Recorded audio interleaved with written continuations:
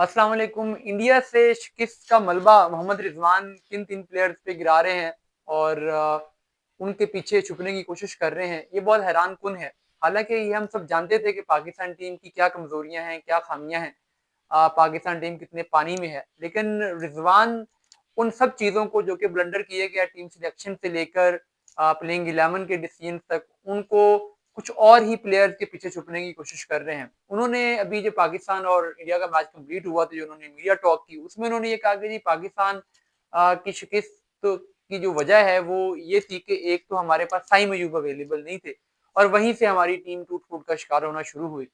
साइम अयूब को वो कहते हैं कि जी वो चूंकि हमारे पास हमें साउथ अफ्रीका में और ऑस्ट्रेलिया में सीरीज उन्होंने जितवाई थी, तो अगर वो होते तो हमारा ओपनिंग कॉम्बिनेशन बेहतर होता। ठीक है, लेकिन साइम अयूब की रिप्लेसमेंट क्या हो सकती थी?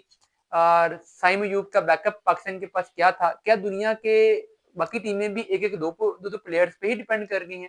इंडिया के पास जसप्रीत बुमराह नहीं थे, तो क्या उन्होंने ये बात की कि जी हमारे बॉलर्स इसलिए कामयाब नहीं हो रहे कि हमारे पास जसप्रीत बुमराह नहीं थे? ऑस्ट्रेलिया ने कल मैच जीता है इंग्लैंड से, उनके पास पैट कमिंस नहीं थे, मिचेल स्टार्क नहीं थे, जोश हेजलवुड नहीं थे, लेकिन स्टिल उन्होंने जीता है।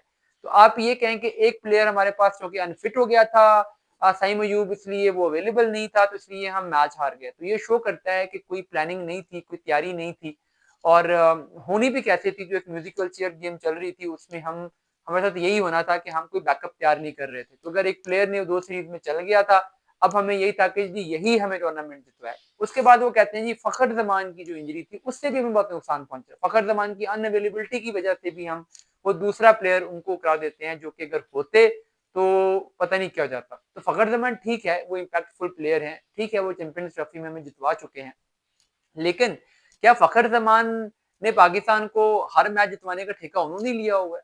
और फखर जमान क्या इतने कंसिस्टेंट हैं कि आप ये उम्मीद कर सकते हैं कि वो जितवा देते? फिर इस पिच पे क्या फखर जमान इतने इफेक्टिव साबित होते स्पिन ट्रैक पे? तो और एक बात ये भी है कि फखर जमान को भी तो आपने पिछली दो सीरीज नहीं लिया था और उनके बगैर आप जीते थे। तो ये बात करना कि जी फखर जमान नहीं थे, अब बात वही है कि फखर जमान भी अगर इंजर्ड हैं और साइम अयूब भी इंजर्ड हैं, तो दो प्लेयर ही पाकिस्तान को अनअवेलेबल थे ना। दुनिया के पास बाकी टीमों को तो तीन तीन चार चार प्लेयर्स अनअवेलेबल हैं। अब रचिन रविंद्रा न्यूजीलैंड को अवेलेबल नहीं थे, लुकी फर्गूसन उनको अवेलेबल नहीं थे, तो क्या उनकी टीम पे बहुत फर्क पड़ गया? वो पाकिस्तान को उन्होंने 3 मैच नहीं हराए।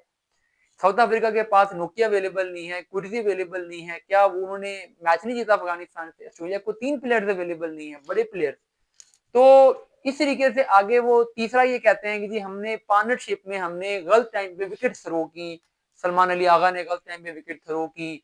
और तो मोहम्मद रिजवान अपनी बात क्यों नहीं करते कि जब वो बैटिंग कर रहे थे और उस टाइम पे पाकिस्तान को पार्टनरशिप की जरूरत थी, तो उन्होंने वहां पे इतनी फजूल शॉट खेल की, जबकि एक ओवर पहले उनका कैच ड्रॉप हुआ था। तो उन्हें ये समझना चाहिए था कि उनकी विकेट कितनी जरूरी है, तो उन्होंने उस टाइम पे गलत टाइम पे एक गलत शॉट खेल के विकेट थ्रो क्यों ना की? तो सबसे पहले कोई भी पर्सन जो कप्तान है या जो लोग हैं उनको अपने ऊपर ब्लेम लेना चाहिए। आप 50 के स्ट्राइक रेट से आपने बैटिंग की, कोई इंटेंट नहीं दिखाई, और जब डिलीवर करने का टाइम आया, एक्सेलरेट करने का टाइम आया, तो उस टाइम आप वहां पे विकेट थ्रो करके चले गए। तो क्या आप पे रिस्पॉन्सिबिलिटी नहीं आती? तो इस लिहाज से ये जो दूसरे पर ब्लेम गेम करनी है, जो प्लेयर अवेलेबल नहीं थे, क्योंकि वो होते तो हम जीत जाते।